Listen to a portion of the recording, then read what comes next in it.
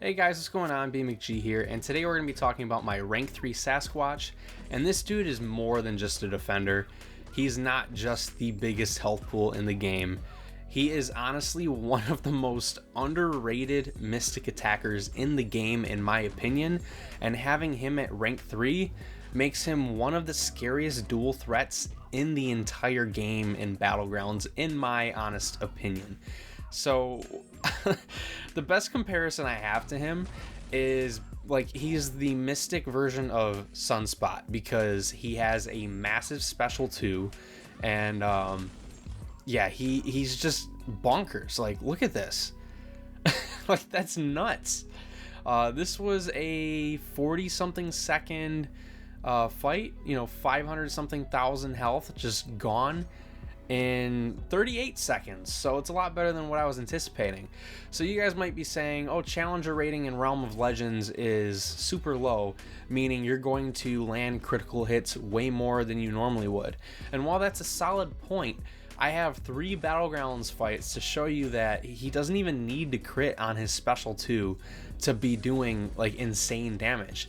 So we've got this Kindred here. Normally when you think of Kindred counters, you think of Spider-Verse heroes like Spider-Ham, Silk. You don't think Sasquatch, right? Well, look, boom, that's the health pool gone. We drop a special 1. We finish with a full yellow bar against one of the hardest mystic defenders in the game. And it's just, it's nuts. Like, that was a 31 second fight from Sasquatch. And like, people completely underrate him. They're not expecting him to do what he does. A lot of people, when I draft him, start panicking and draft counters to him. And that is just a sign for me to use him on attack. So you guys saw that I use him against Kindred, which is, not a fight that you would expect Sasquatch to be used for. And he handled that in 30 something seconds. Now we've got this Havoc here, who is another fight where you don't really want to use, like, you want an armor up champ just in case, but we're going to just nuke this dude down as quickly as we can. And yeah, Sasquatch is just cooking. One really cool thing about Sasquatch is that while he's in Wrath of Tanarak, he reduces the opponent's combat power rate, and he also power drains on special attacks if they reach 3 bars of power. And that will come into play in the next fight. And the next fight is probably the hardest mutant defender in the game, and it's Onslaught. So this is a 6-star rank 5 ascended Onslaught, and we are going to use Sasquatch here. Sasquatch is a really good counter because he has native energy resistance. He also gains basically a version of protection on himself for each Wrath stack. It reduces incoming damage by a certain amount. So now that we have 8 stacks of Wrath, if we get any Neuroshocks on us, they're not going to deal that much damage. We were able to bait a special from Onslaught here. It really does not matter because you guys will see. We power drain him after pushing him to a special 3, and since Sasquatch gains increased combat power rate while he's in Wrath, we are able to cycle special 2s and basically be one of the hardest defenders in the game in 43 seconds with close to a full yellow bar. So that's just a sneak peek at what Sasquatch can do in Battlegrounds. He's great against Cosmic Champions, but he's also good in general matches, and I wanted to show you the general matches because that's when I like to use him personally. But next up, we're going into some story content, and I just wanted to show you guys a couple of like node combos where he is okay for. He's really not like a great questing champion if you want to play into a lot of the nodes, but you don't have to play into a lot of the nodes because the best way to deal with these fights is to deal an insane amount of damage. And that is what Sasquatch does. He deals damage, and he also has a huge health pool, and he also mitigates damage via Wrath stacks. So he is a good questing champion in that regard because you don't have to heal him up as much because his health pool is just so large. If you get hit, it's fine. His health pool after he's been hit is now the normal health pool for other champions. And he's got general damage, like as you guys can see there, really good damage. He has energy resistance, like I mentioned. He has stagger on the heavy attack, so he can play into some of these mystic nodes that require you to nullify or prevent buffs. And he is just, he's nuts. Like, he's super fast. And if you get hit, you know, go for your special 3, get that nice passive regen, and you will, you know, regenerate a decent amount of health back. He's honestly nuts. And with the Juggernaut relic, when you go unstoppable on your special attacks from Wrath, you can gain a regen from the relic, which is huge. It's great in Battlegrounds because when you're closing out the fight with specials while you're in Wrath, you're gaining health back, and that allows you to finish with a higher score, because health actually means a lot in Battlegrounds, which is just awesome. Next up, we're going against Terrax with these same nodes. The node set doesn't really matter too much, but this is a good showcase of the energy resistance as well as the armor break immunity that Sasquatch has. So now that we have entered Wrath of Tanarak, you guys can see that I am mainly spamming light attacks.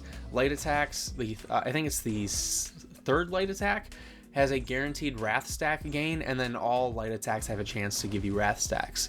And then once you're in Wrath of Tanarak, you want to use a lot of mediums and launch special 2s, because your special 2 is enhanced by each rupture on the opponent. You consume them when you launch your special 2. So I think that was a really solid showing of Sasquatch on just a general like mystic lane. But next up, we've got this Combat Deja Vu unblockable node. There's also Acid Wash, I believe is what the node is, and Poison Vulnerability.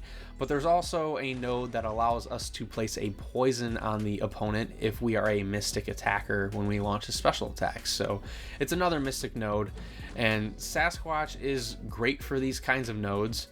Like I said earlier, he's got the stagger if you want to play into that, but you also can just ignore a lot of the stuff. Like, if you're good at playing around an unblockable opponent, you can dance with this, you know, this node set all, you know, the whole time if you want. As you see here, we haven't even entered Wrath, and these passive Furies and then the Poison Vulnerability was just really ramping up our damage. But now we're going to drop a nice special 2 to close out the fight. Pretty solid stuff there. We finished with a full yellow bar. Next up, we've got Star-Lord on these same nodes, and you know, we're just gonna try to build up as much Wrath stacks as possible. And yeah, I think I'm using synergies in these fights just to speed up the ramp a little bit, just to show you how strong Sasquatch is.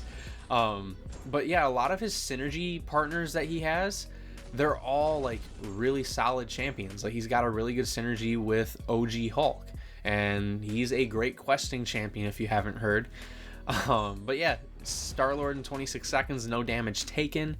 Next up, we've got this Venom pool, and it's going to be, you know, a pretty easy fight.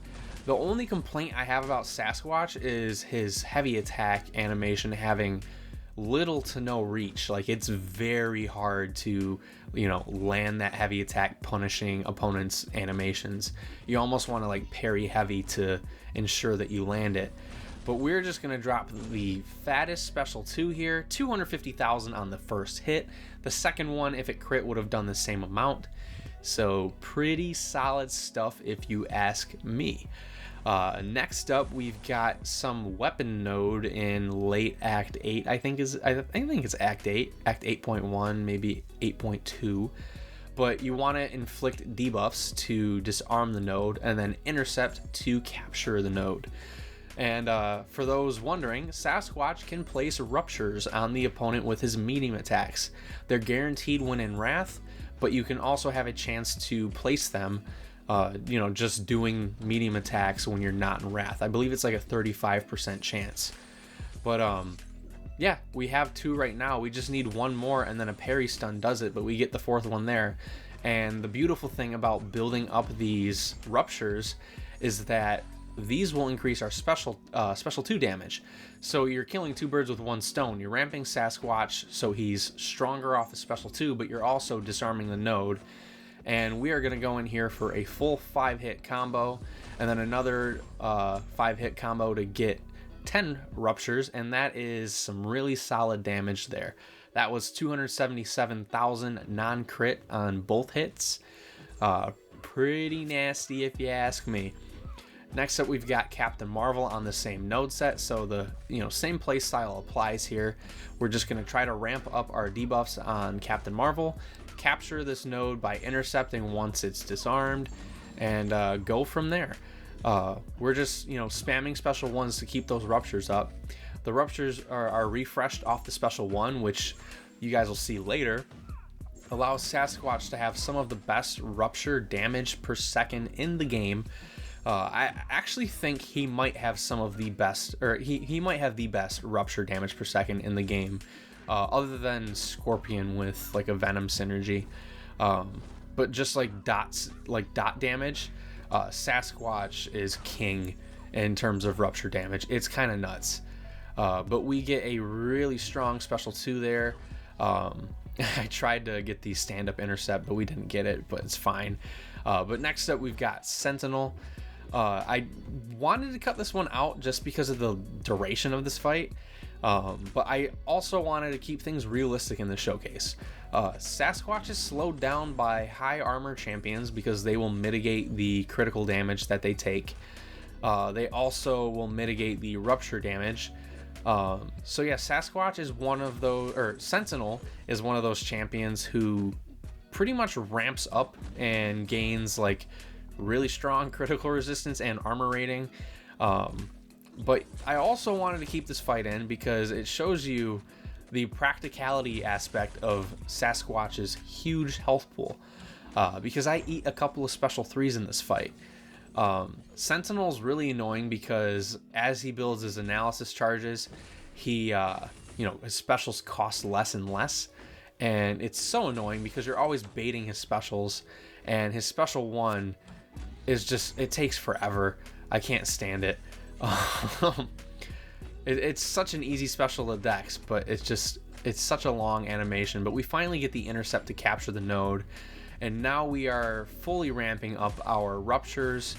I wanted to bait a heavy attack here so I can go in here, do a 5-hit combo, and see there, we didn't really do that much damage. And I tried to go for the stand-up intercept. That's another thing that you don't want to do if they are super close, because it's risky. You want to try to bait like a heavy attack for opening and then go in and get your next special 2. But we throw a special 3 back at his special 3. We gain that regen passive, but we're heal blocked, so it doesn't really matter. But when we took his special 3, we barely took any damage. Right here, we eat a combo because I suck. And then I drop a special 2, and I, kind of thought the power drain would save me there, but that's only active during Wrath of Tanorax, so that was just me playing like crap. But now, I think that's the last special 3 we eat. But now we've got these armor breaks stacking up, and that's going to help us out on our next special 2 if we can get to one. But we lost the weapon nodes, so we're not going to be able to use the special 2 with those active. So yeah, we're just trying to finish up this fight by building a couple more Wrath stacks. And we are, he loves throwing that special 2 right into my block, but we've got 10 ruptures into the special 2 here, and that's enough damage to close out this fight. So I think that was a solid, like, real showcase on how he acts against like high armor champs, tanky champs who don't have a lot of base armor or critical resistance. He cooks. But yeah, we're gonna finish out this video with a Necropolis solo. Who would have thought Sasquatch soloing a Necropolis fight? Well, yeah, he solos this Red Goblin, and for those who haven't done Necropolis, this is kind of a tougher fight because Red Goblin, he reduces your combat power rate for each one of those Bloodlust passives that he has, so that little like red icon underneath his health bar, when those go up, you decrease your combat power rate. There's also another node to where if you have a damaging effect, you're good. But if you don't have a damaging effect, every time you pass a bar of power, or he passes a bar of power, you gain a power detonation. And the combo here, lower combat power rate, and then the power detonation, you really need damage over time here. And Sasquatch has, like I said, probably the best rupture damage over time in the game, and you could ramp it indefinitely. And the way you ramp it indefinitely is spam special ones and spam medium attacks when Wrath is active. So this is just an awesome fight for Sasquatch. The one thing we have to be weary of is Mystic Dispersion. It's helping us by getting us to our special 1 quicker. We can just launch special 1s continuously, but we don't want to be pushed to our special 2 because our special 2 would be damage capped and we would lose all of the ruptures that we're building up.